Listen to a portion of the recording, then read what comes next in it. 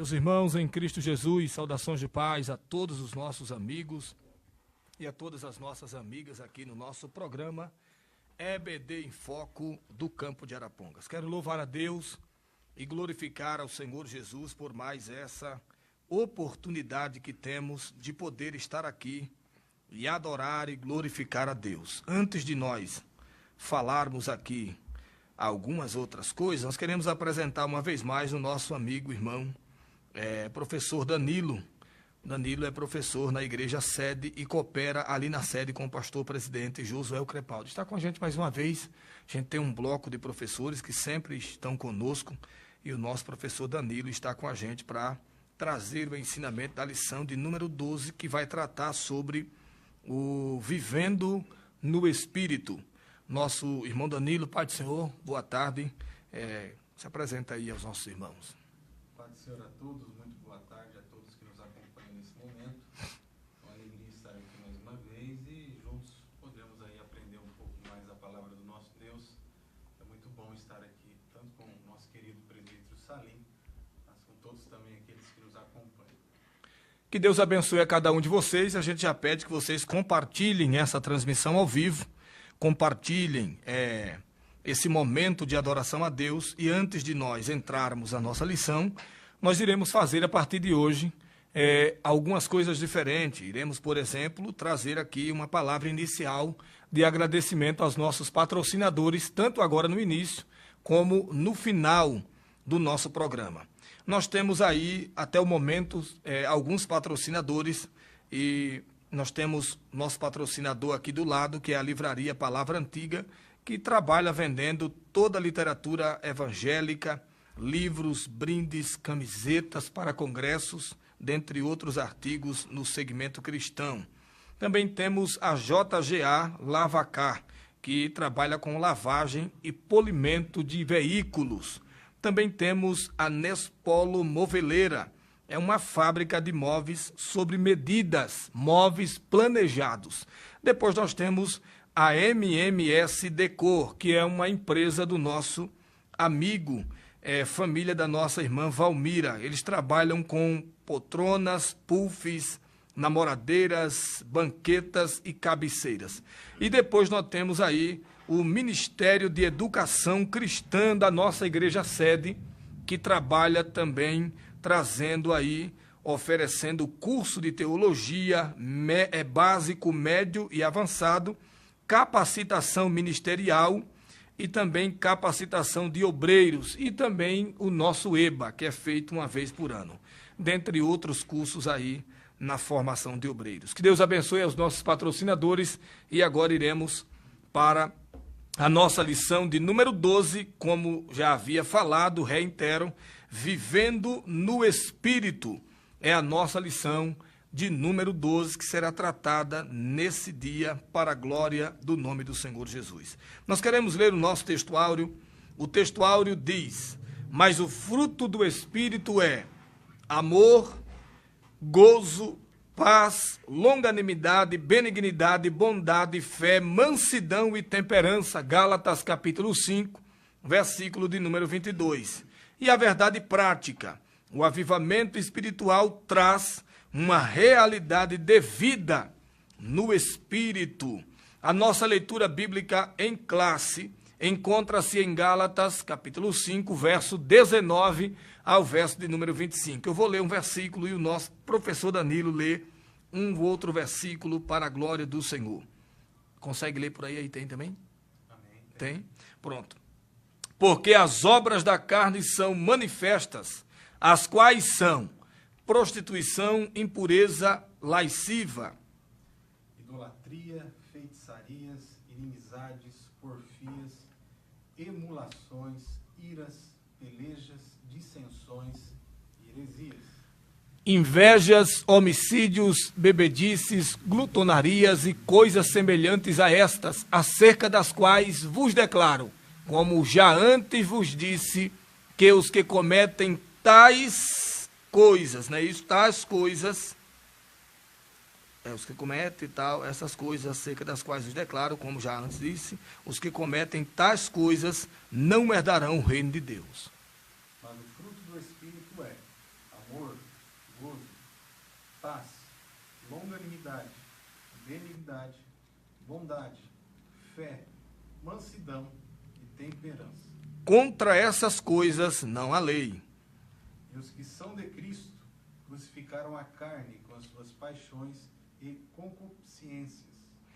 Se vivemos no Espírito, andemos também no Espírito. E nós temos aqui 3 objetivos para transmitir aos nossos internautas. O primeiro objetivo é destacar o que significa andar no Espírito e sua importância para a condução da vida espiritual. Em segundo lugar, apontar os aspectos que envolvem o confronto entre a carne e o Espírito. Em terceiro lugar, ressaltar os dons e o fruto do Espírito como predicados essenciais para a vida e o caráter cristão. Está aí os nossos objetivos para esse dia de hoje.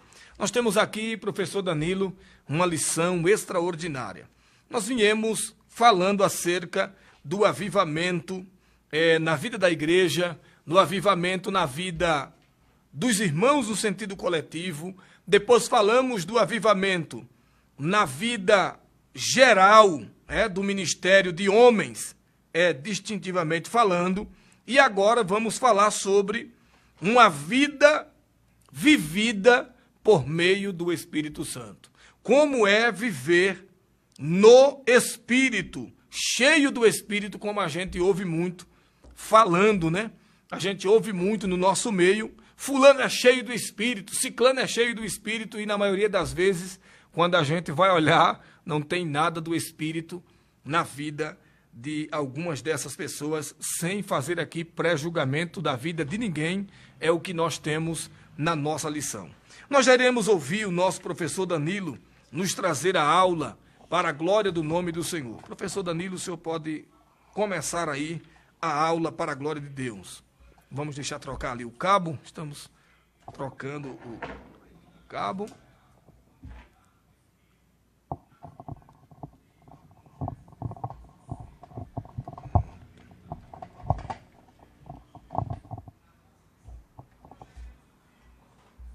Bom, queridos, o tema da lição de hoje é um tema muito importante, essencial para a nossa vida cristã. E hoje nós vamos abranger vários temas dentro da lição e, entre eles, ressaltar a ideia central da importância de nós vivermos uma vida no Espírito, né? Uma vida no Espírito Santo. E o porquê que é importante viver uma vida no Espírito Santo segundo o texto sagrado? Quando nós olhamos para a figura humana, para o ser humano em si, enquanto ser criado por Deus, é fácil de perceber que, devido à queda de Gênesis capítulo 3, o homem ele perdeu o seu equilíbrio moral. Né? Devido à queda de Gênesis 3, ele vai perder o seu equilíbrio moral e, devido a isso, ele vai vivenciar uma série de corrupções em sua natureza, que é movida por desejos que são incompatíveis diante da vontade do nosso Criador. E durante a história mesmo da humanidade foi perceptível, né, por parte de até mesmo pensadores que não foram cristãos, essa falta de equilíbrio moral no homem, que resultou-se em assassinatos, roubos, maldades, perversidades. E essa lição nos deixa bem claro que a forma de tratar ou transformar essa natureza de uma forma significativa e profunda é através da presença do Espírito Santo na nossa vida. E essa presença ela é uma presença contínua, é uma presença constante, nos dando a possibilidade do quê? De viver uma vida no Espírito. Sim. Então, desde já, o que vale aqui ser ressaltado logo no início das colocações que irão ser feitas, é que, diante dessa falta de equilíbrio moral que existe na natureza humana, só uma vida no Espírito Santo tem condições de resolver o nosso problema. É justamente o que nós iremos aprender nessa maravilhosa lição. O que fica claro e evidente quando eu estava lendo a lição em casa e fazendo algumas ponderações, a gente vai ver que como é difícil pregarmos um verdadeiro evangelho nos dias atuais. Como é difícil você tentar preservar a sã doutrina no meio da cristandade atual. Porque tudo é legalismo. Já usam essa figura de linguagem como um meio de subterfúgio para não serem questionados. Eu participo, professor Danilo, de um grupo de debates bíblicos, onde temos ali quase 200 participantes, inúmeros pastores de várias regiões do Brasil. E a gente estava justamente discutindo um determinado dia sobre essas questões, sobre, por exemplo, até onde vai a autoridade do líder, do pastor. E a gente estava fazendo algumas ponderações e entramos aí nessa área. A autoridade, até onde ela vai, até onde deve ser obedecida. A autoridade é obedecida até onde ela encontra o seu limite na palavra de Deus. Então, todo cristão, baseado nessa leitura, dessa lição, que vive uma vida no Espírito, ele não vive mais para si próprio. Ele não vive mais para os seus desejos, não vive mais para os seus prazeres. E isso não significa dizer que o cara é um santarrão, que o cara é o santão, que é intocável e etc, e não peca e não falha. Muito pelo contrário. Significa dizer que ele erra, que ele falha e ele vai sempre falhar, mas ele vai sempre procurar viver uma vida no Espírito. Pode continuar, professor Danilo. Isso é outra informação bastante interessante que cabe até no contexto, né, da aula de hoje. Por exemplo, o nosso texto ele está inserido dentro da carta de Paulo aos cristãos da Galácia, né, aos Gálatas.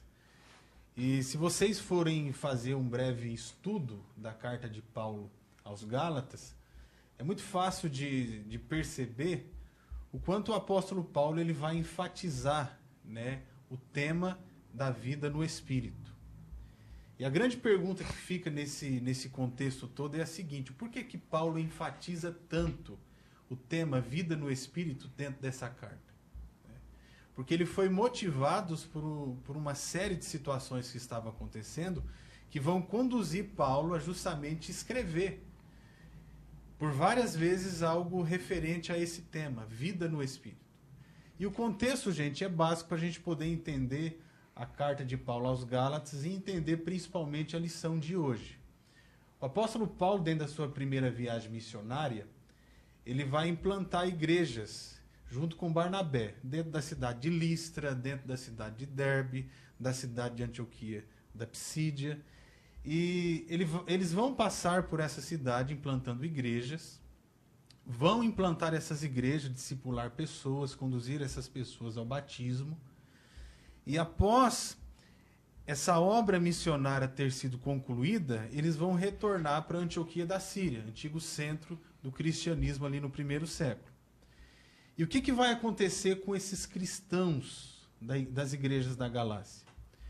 Eles vão permitir que os judaizantes se introduzam dentro da igreja.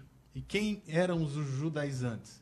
Era um grupo de judeus que se converteram ao cristianismo e que chegaram dentro dessas igrejas, desses cristãos da Galácia, com o seguinte argumento: se vocês não se circuncidarem, se vocês não seguirem a lei de Moisés no sentido da circuncisão, guardas de festas e dias especiais, vocês não estão sendo salvos. Essa era a mensagem que os judaizantes, esses judeus que se voltaram para o cristianismo, estavam pregando para esses cristãos. E Paulo, quando fica sabendo disso, ele vai ter que se mover, ele vai ter que dar uma resposta a essa série de heresias, de maus ensinamentos, e a resposta é a seguinte: que a vida no Espírito é que nos conduz a uma vida de retidão, a uma vida de santidade, uma vida onde os mandamentos de Deus eles são escritos dentro do nosso coração. Então observe que dentro das primeiras lições que nós vamos aqui desenvolver, Paulo enfatiza esse tema, a vida no Espírito, por isso, né? É só a vida no Espírito que resolve o problema da natureza humana. E esse Espírito que grava as leis, os mandamentos de Deus no nosso coração, nos dá condições de viver para Ele. É por esse motivo que a gente não tem o controle da nossa vida. Quando eu digo não tem o controle da vida, eu falo que a gente não nos dominamos por conta própria.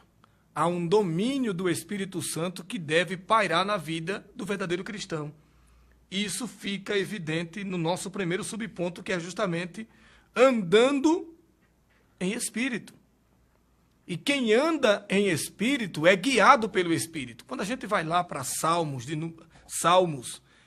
no número 1, ou Salmo de número 1, a gente vai ver ali uma série de questões que são trazidas para que o viver do cristão seja pautado dentro daquelas regras, normas, dentro daquelas condutas. Eu costumo dizer que nós vivemos na condicional de Deus, mas o evangelho que se prega hoje é o inverso disso.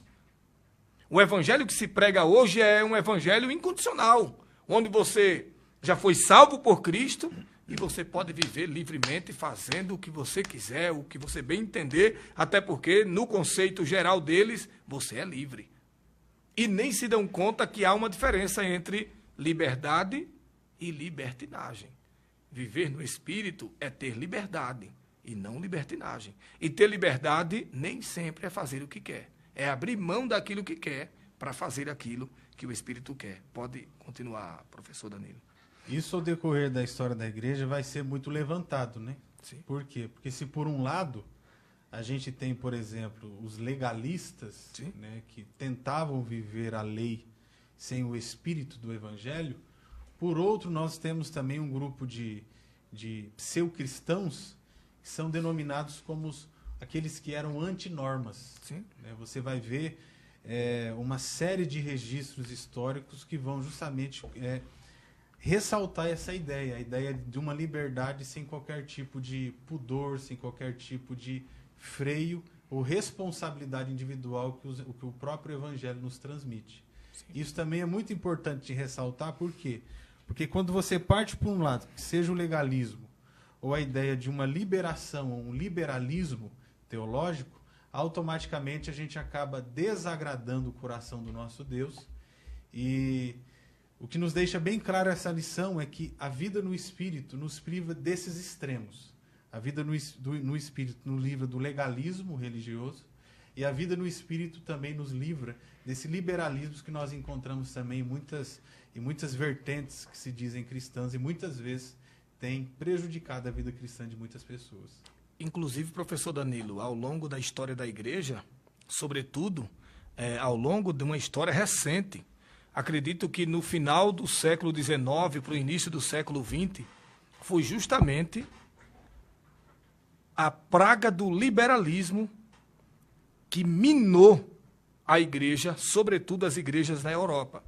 Estou terminando de ler um livro agora em casa, que é O Cristianismo através dos Séculos, e a gente aprende ali, na história, que foi justamente o liberalismo que ruiu os alicerces da igreja. Vale bem salientar, como já disse nosso professor Danilo, que o cristão que preserva a sã doutrina não é um legalista.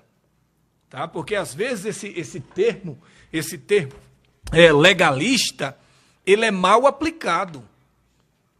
Ele é aplicado até mesmo a cristãos que têm uma vida mais restrita doutrinariamente falando. Eu não estou falando aqui em preservação de preceitos da lei, porque o legalista é isso. É aquele que vive exclusivamente para a preservação dos preceitos da lei. Festas, dias, questões que sejam voltadas mais à questão da antiga aliança. Tá? Então, quem preserva a sã doutrina, nos nossos dias atuais, muitas vezes, leva nome de legalista. Eu já levei nome de legalista, tá? Por manter-se firme em algumas posições, em algumas questões. Tá? Então, essa lição, ela vai deixar bem mastigadozinho, bem claro, essas distinções, para que não haja nenhuma dúvida.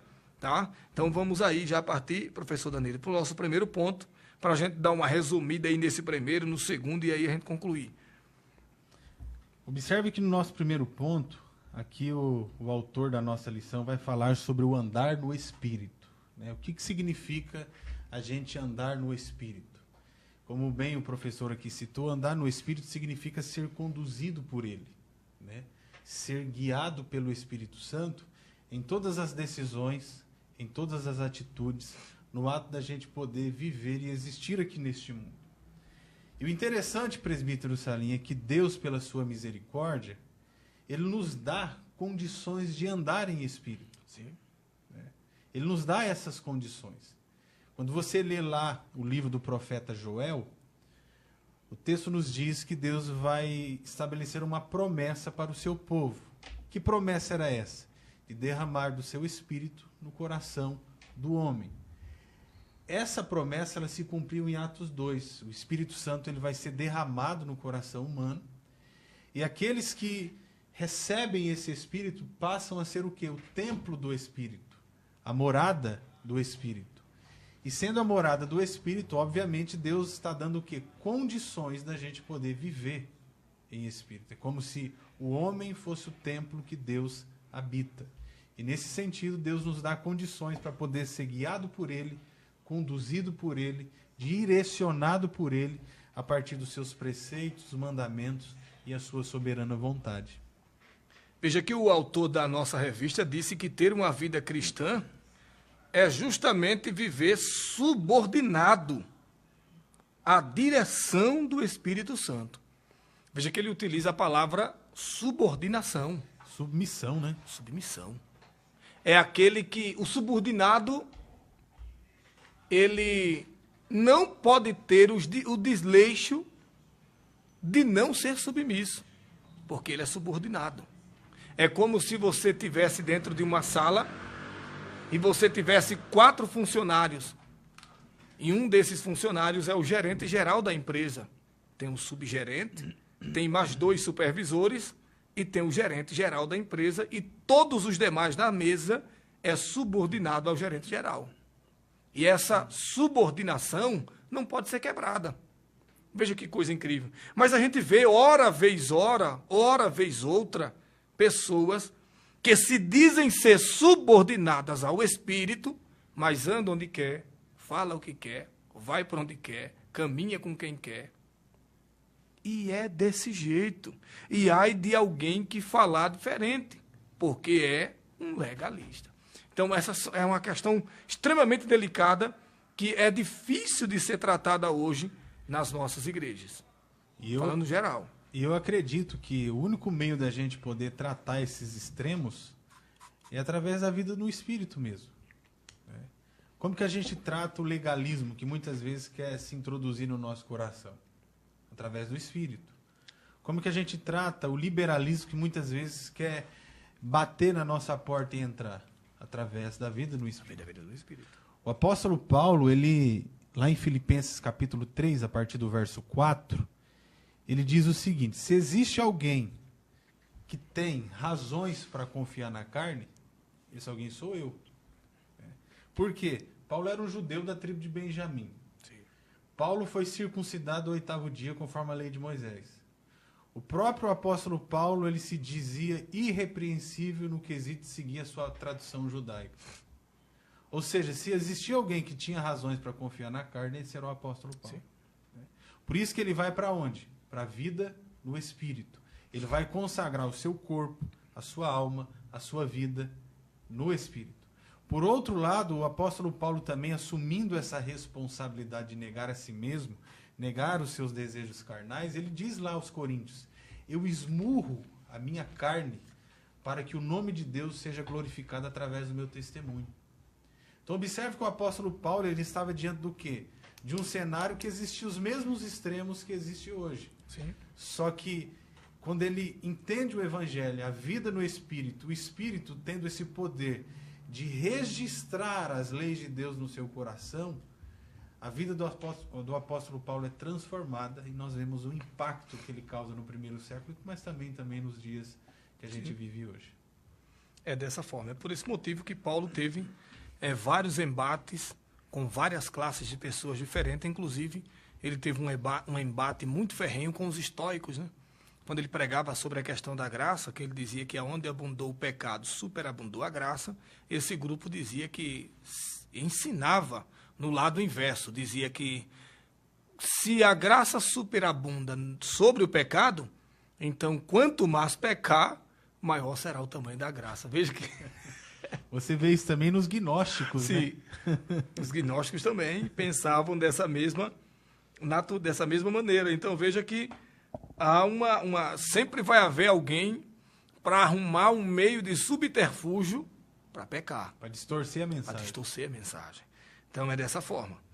Veja que aqui nós temos um ensinamento extraordinário, temos um ensinamento de como andando no Espírito, mas se alguém questionar por que andar no Espírito, a lição também vai responder. E se alguém questionar ainda mais como andar no Espírito, também teremos resposta.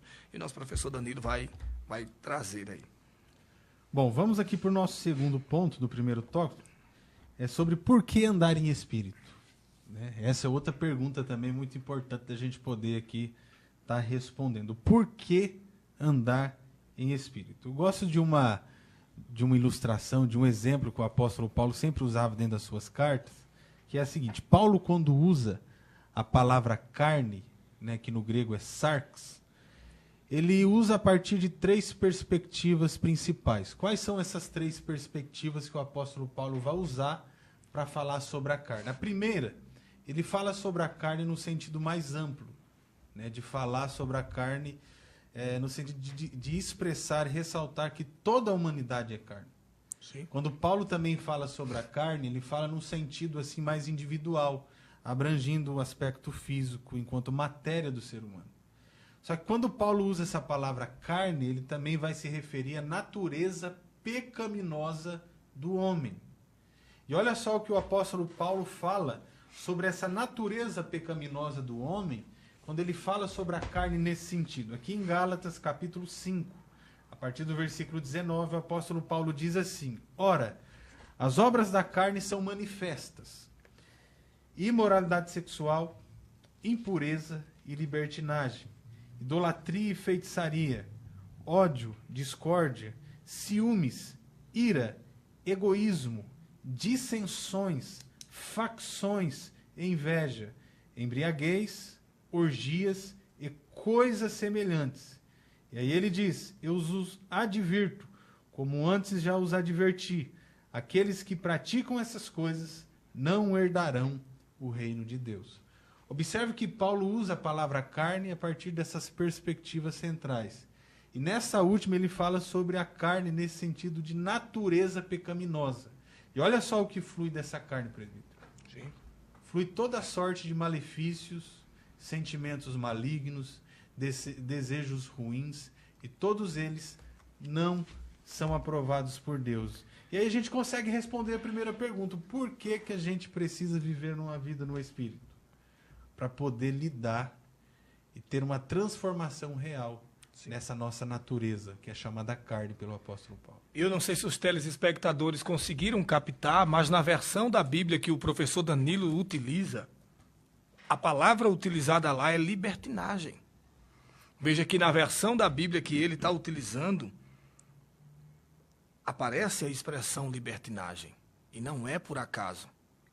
É que o grego nessa expressão se aproxima muito mais da expressão libertinagem do que, por exemplo, nessa segunda expressão. Veja quando diz o texto aqui.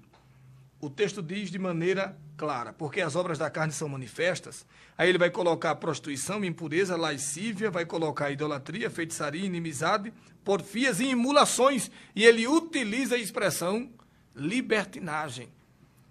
Quando a gente vai pesquisar lá no Vincent, que é um comentário grego, uma obra espetacular, vocês podem comprar pela CPAD, a obra de Vincent. Ele vai deixar claro que o grego se aproxima muito mais dessa expressão libertinagem, porque era justamente o que Paulo estava vivendo na sua época. Como se não bastasse, os legalistas mesmos, de fato, aqueles que viviam por meio da lei, mas não cumpriam o básico, como, por exemplo, amar o próximo, ter empatia com o próximo. Tinha também os libertinos, os que praticavam a libertinagem, que queriam viver ao seu bel prazer. Libertinagem é viver ao seu bel prazer. E ai de um que questionar. Tá? Então, Paulo tivera essas duas questões e tratou das duas questões. Então, o nosso professor respondeu bem. Olha só o que ele diz aqui em Gálatas capítulo 5, versículo 13. Aqui Paulo ele é bem detalhista, né? Como se ele fosse bem cirúrgico mesmo no seu comentário. Uia, rapaz. Ele diz assim no versículo 13: Irmãos, vocês foram chamados para a liberdade, mas não usem a liberdade para dar ocasião à vontade da carne. Ao contrário, sirvam uns aos outros mediante o amor. Toda a lei se resume num só mandamento: ame o seu próximo como a si mesmo. Mas se vocês se mordem e se devoram uns aos outros, cuidado para não se destruírem mutualmente. Veja que coisa incrível. Então perceba os nossos professores que assistem essa aula e os nossos alunos e todos os demais telespectadores que assistem. Isso aqui é extraordinário que aparece no texto. O texto é incisivo, é claro, é objetivo. Não useis, então, da liberdade. Para não inventar uma desculpa, né? Nós estamos libertos, Cristo já nos libertou, é o que a gente ouve muito. Inclusive, a gente ouve muito no meio do church. Acho que é essa palavra, né? Ou do coach. Né? Não, maravilha, você não precisa estar com essas regras que lhe limita de viver. Para que essa regra que lhe limita de usufruir do melhor de Deus? Né? E tantas outras questões que a gente não vai comentar aqui. Mas a verdade é uma só. Paulo também lutou contra a libertinagem nos seus dias. Libertinagem essa, como eu digo e repito, quando a gente estuda a história da igreja, a gente vai ver que na virada do século XIX para o século XX, essa prática minou, acabou com as igrejas na Europa. A gente vê hoje como é as igrejas na Europa. E a Europa foi um berço da reforma protestante. Celeiro de várias ações de avivamento espalhadas, né, pelo mundo. O interessante, ô presbítero Salim, olha só como que é importante a gente tratar a questão do legalismo, mas também do liberalismo. Se você passa a vasculhar um pouquinho nesse sentido, né, você vai ver que a Europa foi o berço da reforma protestante. De lá surgiram homens piedosos como o próprio Lutero, Zwingli, Calvino, né? Vários outros reformadores passaram aí pelo decorrer do século XVI, XVII. Só que quando você entra dentro da questão desse liberalismo que acontece muito forte na Alemanha, você vai ver histórias como, por exemplo, que dentro de seminários, professores abriam os seus livros, as suas bíblias, e eles davam aulas fantásticas. As aulas que esses professores nos davam eram fantásticas, absolutamente encantadoras. Eles eram versados no grego, no hebraico. Eles citavam poetas cristãos, filósofos cristãos. Só que quando eles saíam da sala de aulas e os seus alunos perguntavam para eles como que eles lidavam com aquela mensagem no coração deles, diante de tanta sabedoria e conhecimento que eles tinham, a resposta de muitos liberais naquele tempo era a seguinte: eu preguei aquela aula e você se encantou, porém, eu não creio em nada daquilo que eu disse. Então, observe que o liberalismo é algo ruim, obviamente uma heresia, e infelizmente, desses séculos para cá, tem alcançado muitas comunidades, tem distorcido muitos corações, principalmente na figura de homens que tendem a querer expressar o evangelho pela metade. E isso é muito perigoso para a igreja, muito perigoso. É que o nosso liberalismo atual, ele é um liberalismo muito danoso, porque ele visa mais o meio lucrativo por meio do gospel. Tá? Então, quer crescer? Eu digo isso, o que eu vou dizer aqui é algo extremamente vivido por minha pessoa. Eu faço lives em todas as mídias digitais que você imaginar. TikTok, Quai, Facebook, YouTube, Instagram, Twitter, o que você imaginar. E é incrível o alcance da gente fazendo live, pregando uma mensagem cristocêntrica para alguém que está fazendo alguma firula dizendo que é evangelho. É incrível. Você vai lá, você vê 300, 400 pessoas assistindo a ministração do coach. Mas você vê 2, 3 assistindo a ministração de alguém que, de fato, prega o evangelho. Porque o evangelho, ele confronta o ser humano com ele mesmo. E nós não gostamos de ser confrontados. O ser humano não gosta de ser confrontado. Nunca gostou. Não gosta de ser confrontado. Não gosta de imposição de limites. Não gosta de nada disso. E o evangelho é tudo isso. É limite. O evangelho é entender que você ou vive uma vida cheia do Espírito Santo ou vive uma vida vazia do Espírito. Vivemos a época da técnica. Professor Danilo, é muita técnica. Você vê gente cantando que você baba.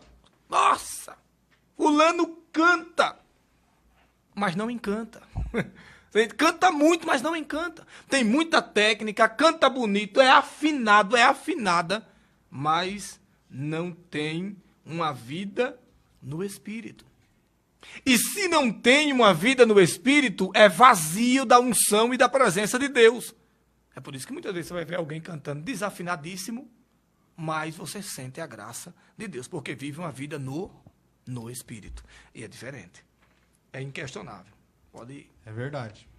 E eu gosto de uma frase que o Lutero ele deixa registrado na história da igreja, que vai refletir justamente a dificuldade que nós temos com a nossa natureza pecaminosa e o quanto a gente precisa submeter essa natureza ao Espírito Santo para que ele possa transformá-la.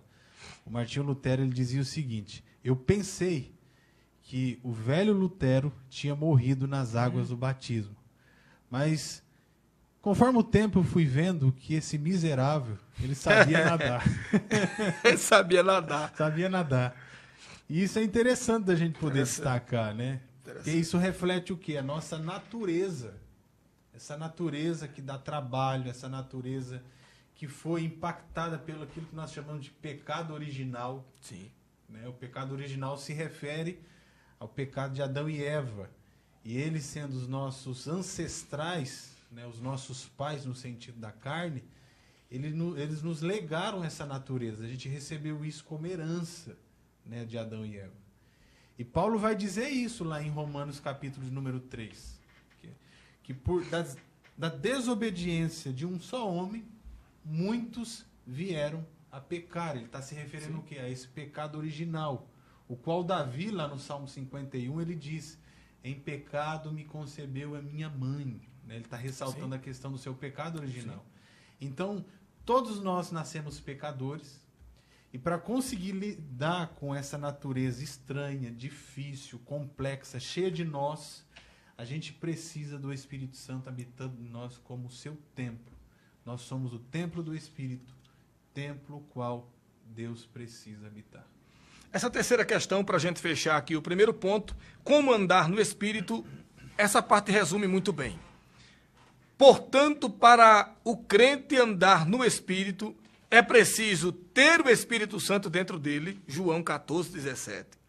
Ser guiado pelo Espírito, Romanos 8, 14, e ser cheio do Espírito. Veja que é uma lista tripartite, né, que chama, né? São 3 coisas em uma. Além do camarada ter o Espírito Santo dentro dele, ele precisa se deixar ser guiado pelo Espírito. Pois, sendo guiado pelo Espírito, é que então podemos ser cheio do Espírito. Não tem como ser cheio do Espírito vivendo uma vida promíscua. Peca, reprepeca, tripepeca, aí à noite vai cantar com muita técnica e não sai nada do Espírito. Você não vai gaguejar, você não vai ficar rouco, sua voz vai sair aveludada, bonita, porque você tem técnica, mas não tem o Espírito. E não vai ter unção do Espírito. E eu não estou falando aqui de quebra-quebra, que quem quebra a cadeira não é o Espírito Santo, é o diabo, tá aí. Mas é isso. E o pastor Danilo, o nosso pastor Danilo, o professor Danilo, respondeu muito bem a questão de que o pensamento de Lutero, que ser cheio do Espírito não lhe torna mais santo do que ninguém. Muito pelo contrário, lhe faz enxergar que a natureza do velho eu está aí. Em algum lugar, ela está aí.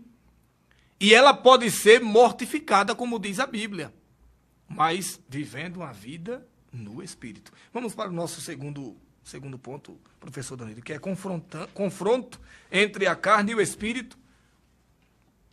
Pode ir. Aqui está também outro ponto importante da nossa lição. Aqui tem muita riqueza bíblica para a nossa reflexão, né?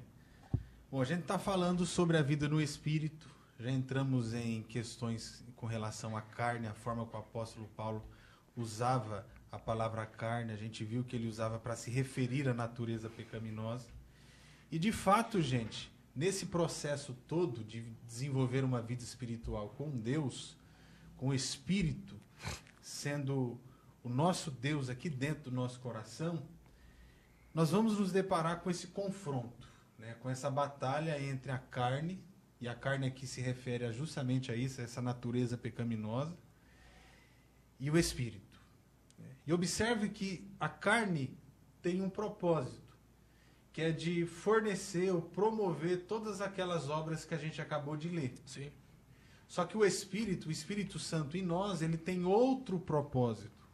Ele trabalha de uma forma totalmente ao contrário. O que o Espírito pretende e promove no coração do cristão, o que o tem no seu coração? Olha só, versículo 22 da carta de Paulo no capítulo 5 aos Gálatas. Mas o fruto do Espírito é amor, alegria, paz, paciência, amabilidade, bondade, fidelidade, mansidão e domínio próprio. Observe que enquanto a carne tenta promover todas essas obras em nós, o Espírito ele vai promover todas essas questões divinas, todas essas características divinas em nós. Só que isso tudo acontece através do quê? Através de uma batalha, de um conflito que o crente, o cristão, de forma consciente, ele dia a dia vai percebendo isso. O interessante é que quando o apóstolo Paulo usa a palavra carne, ele vai fazer a junção da palavra concupiscência com a palavra carne. Ele fala sobre a concupiscência da carne. O que significa isso nesse processo, nessa guerra, nessa batalha? A palavra concupiscência, o presbítero Salim, ela significa o quê? Um forte impulso, Sim. um forte desejo, uma forte inclinação. Portanto, quando Paulo usa essa expressão, ele está dizendo que a nossa natureza pecaminosa tem fortes inclinações para desejos maus. Sim. E essas fortes inclinações para desejos maus constantemente está numa batalha contra o Espírito. Por isso que nós devemos usar aquilo que nós chamamos de meios de graça para poder alimentar a nossa vida espiritual de uma forma positiva e participar dessa santificação que o próprio Espírito ele promove na nossa vida. Sem isso, automaticamente a gente se torna escravo Sim. do pecado. Positivo. O nosso professor Danilo tratou bem a questão da expressão concupiscência, porque etimologicamente falando, como a gente vê no dicionário, principalmente do latim, que é concupiscens, que significa o que tem um forte desejo, que deriva da palavra concupere, que quer dizer ter forte desejo. E esse desejo da concupiscência, se ele não tiver mortificado por meio da palavra, consagração, oração e uma vida regrada pelo Espírito, ele é um desejo incontrolável. Incontrolável. Ele é um desejo incontrolável.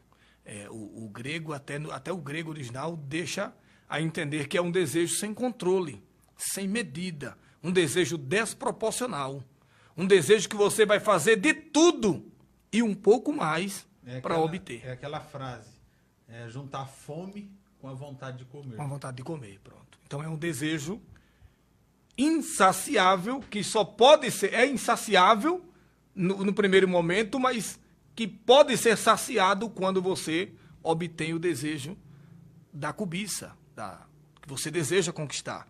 Então é algo bem extremo e os professores deveriam utilizar essa questão para falar nas suas salas de aula. Outra coisa bastante interessante na nossa lição também, que gera muito argumento, até para a edificação da igreja, se refere àquilo que o apóstolo João escreve na sua primeira carta. Olha só como que esse processo de confronto entre carne e espírito, ele acontece também. João escreve assim: não ameis o mundo. E o apóstolo João, quando ele usa essa palavra mundo, que no grego é cosmos, Sim. né, daí vem a questão das cosmosvisões, ele está falando sobre que mundo aqui? O mundo que ele está falando aqui nesse texto é sobre o mundo enquanto sistema. Sim. E o mundo enquanto sistema, enquanto cultura, enquanto política, enquanto arte, enquanto música, enquanto literatura, o mundo enquanto sistema, ele é construído principalmente por parte de pessoas que carregam essa velha natureza aguçada dentro de si. Só que o que acontece? Este mundo que foi criado pelo homem, o homem caído, com a sua cultura má, com a sua natureza má, o texto de Paulo nos diz que quem preside esse mundo com a sua influência é Satanás. Sim. Por isso que Paulo vai usar a expressão que Satanás é o Deus deste século. Né? Lá em Efésios capítulo 2, o Paulo diz sobre o príncipe da potestade do ar. Essas expressões do apóstolo Paulo significam o quê? Significam isso, que este mundo enquanto sistema, ele foi desenvolvido pela inteligência humana, que muitas vezes é uma inteligência caída, só que quem preside no trono disso tudo é o próprio Satanás. Ele influencia tudo isso. E observe que este mundo enquanto sistema, por influência de Satanás, ele trabalha justamente para oferecer opções para a carne, para a nossa natureza pecaminosa. Aí cabe a nós justamente fazer o quê? Aproveitar desses meios de graça como a oração, a palavra de Deus, a nossa comunidade da fé, para se encher do Espírito Santo e a partir do Espírito Santo ser santificados para poder rejeitar tudo isso que o mundo enquanto sistema, sendo presidido por Satanás, tenta nos oferecer e prejudicar a nossa vida espiritual. É isso. Por isso, não ameis o mundo, nem o que no mundo há. Se alguém ama o mundo, o amor do Pai não está nele. Não pode estar nele. Porque o Espírito Santo não habita dois espaços. Ou, como já diz a lei da física, se não me falha a memória, salvo equívoco, dois corpos não podem ocupar o mesmo espaço. Ou o Espírito Santo ocupa o espaço na sua vida, ou é um outro ser que vai ocupar.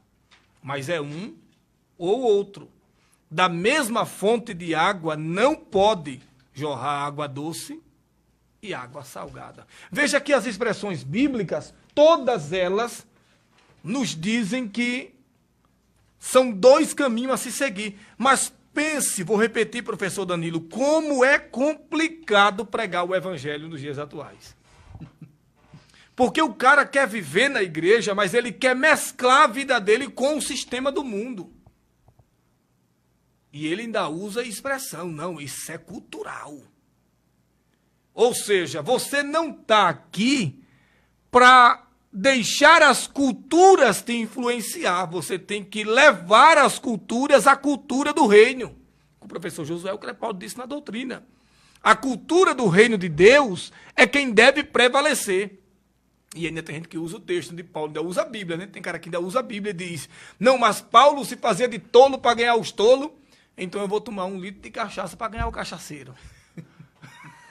Você entende? Não é estranho? Então fica estranho, soa estranho. Não existe isso. Então, ou você se desmembra dessa cultura, eu já ouvi, por exemplo, alguém dizer assim, o ímpio, eu tenho mais amizade com o ímpio do que com o cristão. Eu confio mais no ímpio do que o cristão. Alguma coisa está errada, alguma coisa errada não está certa aí, né? Então, se a gente for levar para esse lado, veja que coisa esquisita, estranha de se ouvir. Então é necessário que haja essa mentalidade, que o reino dos céus não se mistura com o reino das trevas. A luz não se mistura com as trevas. Uma fica de um lado, uma fica do outro, por isso houve a separação da luz e das trevas. Na luz eu vejo, nas trevas eu não vejo. Eu ando a Pocahontas, eu vou para onde eu quero, faço o que quero e etc. Mas vamos lá, para as obras da carne aí, professor Danilo. Olha só, nesse sentido tem um texto aqui em Romanos capítulo 12 que vai nos abranger e vai até abranger um pouco mais aquilo que nós estamos falando. Olha só o que Paulo diz no capítulo 12, a partir do verso 1, sobre a mentalidade do cristão. O quanto o Espírito Santo ele precisa estar influenciando o nosso ser, a nossa questão subjetiva, interior, ao ponto de influenciar a nossa mente. O apóstolo Paulo, escrevendo aos Romanos, diz assim: portanto, irmãos, rogo, pelas misericórdias de Deus, que se ofereçam em sacrifício vivo, santo e agradável a Deus. E este é o culto racional de vocês. Ele escreve no verso 2, não se amoldem, ou seja, não se enquadrem, né, ao padrão deste mundo. Quando ele fala sobre o padrão aqui deste mundo, ele está se referindo o quê? A este mundo enquanto cultura, enquanto... A cultura mundana. A cultura mundana. Né? Tudo isso que é construído a partir do quê? A partir das obras da carne. Não se amoldem ao padrão deste mundo, mas transformem-se pela renovação da sua mente, para que sejam capazes de experimentar e comprovar a boa, agradável e perfeita vontade de Deus. Essa boa, perfeita e agradável vontade de Deus, quem promove isso é o Espírito Santo. É por isso que o tema central da nossa lição tem a ver com isso, a vida no Espírito. Então veja que a expressão utilizada aí é não se amodem. Falando mesmo de questão de moldura mesmo, né? Você vai produzir, vai fabricar alguma coisa e cada objeto tem a sua moldura. A moldura desse livro não se enquadra na moldura dessa caneta. A moldura do livro é maior. Provavelmente a moldura do livro vai engolir a caneta, porque a moldura é maior. Então o que a Bíblia está dizendo é algo claro de se entender. Você não está aqui para se deixar se influenciar. Você tem que influenciar alguém na cultura do reino. Eu nunca me esqueço, professor Danilo, de uma igreja na minha região, não vou dizer o nome dela, porque pode ser que tenha muita gente assistindo, lá na minha região de Alagoas. E eu me lembro que houve um carnaval na nossa cidade, e a igreja lá, essa igreja pegou uns 400 jovens, salvo equívoco, talvez não me lembre bem do número, foi a base de uns 400 jovens e decidiu ir ganhar almas para Jesus no carnaval. Senão nós vamos ganhar alma para Jesus no carnaval, porque a gente vai evangelizar no carnaval. Para resumir, dos 400 jovens que foram, menos de 50 voltaram à igreja. Entenda uma coisa, a Bíblia é clara, que os filhos das trevas são mais prudentes que os filhos da luz. E a atratividade produzida pelo reino das trevas são maiores do que os atrativos do reino de Deus. Porque enquanto nós temos aqui uma vida regrada na palavra, lá eles têm libertinagem. Enquanto aqui não pode namorar com a namorada antes do casamento, lá pode. Então, como competir com isso?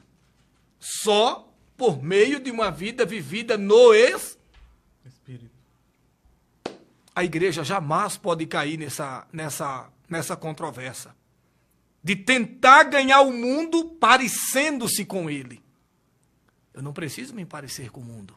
Não, muito pelo contrário, tem que ser diferente mesmo. Não santarrão. E eu já vou aqui dizer aos irmãos que quando eu falei da questão do amigo mundano, eu não estou dizendo aqui que você não pode ter um amigo mundano, não. Muito pelo contrário, eu tenho muitos amigos que não são cristãos.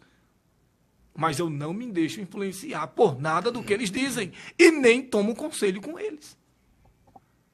Em várias questões, porque não tem como me aconselhar com eles. Sabe? Então, eu vou me aconselhar com o meu pastor, com o meu líder, com o meu dirigente, mas não com uma pessoa que não tem o reino de Deus como prioridade. É isso que eu quis dizer. Então vamos aí partir agora para o nosso final, o nosso terceiro ponto, que é o avivamento pelo fruto do Espírito. Pode ir. Nós vemos aqui, queridos, que, pegando até um gancho naquilo que o nosso presbítero Salim acabou de nos trazer, Jesus lá em Mateus, né, Mateus capítulo 5, a partir do verso 11, ele diz o seguinte: vós são o sal da terra, vocês são o sal da terra, Mas se o sal perder o seu sabor, como restaurá-lo? Sim. Não servirá para nada, exceto para ser jogado fora e pisado pelos homens. Aqui tem uma mensagem que cabe até nesse terceiro ponto, uma mensagem muito profunda, e eu estou até fazendo uma ponte entre aquilo que o presbítero acabou de citar e aquilo que está escrito aqui na nossa terceira lição. Jesus, quando diz que nós somos o sal da terra, o que ele está dizendo aqui? Ele está dizendo que a gente é o elemento que promove sabor num mundo totalmente sem sabor. É o elemento que promove tempero num mundo totalmente sem tempero, destemperado. Sim. E o interessante é que a capacidade de salgar vem de quem? De promover sabor na sociedade. Vem do Espírito Santo, numa vida do Espírito. Sim. Só que a partir do momento que esse sal perde o seu sabor, o que vai acontecer? Jesus disse que não servirá para nada, exceto para ser jogado fora e pisado pelos homens. Aqui tem uma questãozinha histórica que Jesus usa de dentro do seu tempo para nos promover uma certa reflexão. O que Jesus está usando aqui dentro do seu tempo? Se você estuda a literatura da Galileia naqueles dias, de Jerusalém naqueles dias, você vai perceber que eram retirados muito sal do Mar Morto naquele tempo, né, para o próprio consumo. E dentro dessa retiragem, muitas vezes eram feitas pilhas de sal, e essas pilhas de sal, quando ficavam num determinado lugar exposta ao sol, muitas vezes, aos poucos, ela ia perdendo o quê? Perdendo o seu sabor. De modo que quando esse sal perdia o seu sabor, o próprio Império Romano pegava esse sal e usava para a construção de estradas. É por isso que Jesus diz que quando o sal perde o sabor, ele nada serve, exceto para ser jogado fora e pisado pelos homens. Então tem todo esse contexto histórico que Jesus usa. Sim. E qual que é o segredo aqui da gente ter sal na nossa vida cristã? Para poder salgar, promover sabor, diferencial na sociedade, na nossa comunidade cristã, na nossa família. O segredo é ter uma vida no Espírito. Este é o segredo. E é por isso que aqui no nosso terceiro ponto nós vemos que é impossível você viver uma vida espiritual sem o Espírito Santo. É impossível você ter uma vida espiritual sem a presença do Espírito na sua vida. Uma vida saudável espiritualmente. Se você analisar o terceiro ponto, presbítero Salim, você vai ver que é impossível testemunhar sem o Espírito. Sim. Né? Promover testemunho sem o Espírito. É impossível evangelizar também sem o Espírito. Nós dependemos do Espírito Santo no nosso ser, na nossa vida, no nosso coração, para absolutamente tudo. Nós precisamos dele, carecemos dele, e sem a pessoa do Espírito nós não somos ninguém. E o profeta Isaías, quando ele vai falar sobre essa classe de pessoas que vivem até dentro dos templos, mas não possuem o Espírito, olha a expressão que ele usa. Eu vou ler aqui na versão NVI. No livro do profeta Isaías, capítulo 43, verso 8, ele disse: traga o povo que tem olhos, mas é cego, e os surdos que têm ouvidos, mas são surdos, não ouvem. Ou seja, você fala, mas a pessoa simplesmente não ouve.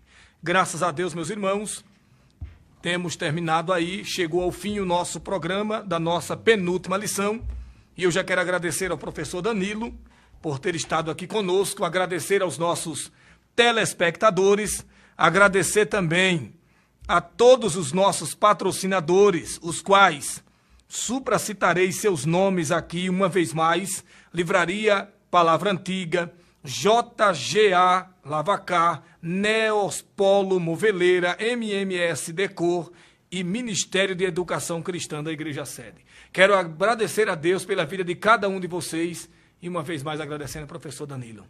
Eu que agradeço. Estamos juntos aí à disposição. Deus abençoe a todos, um abraço e a paz do Senhor.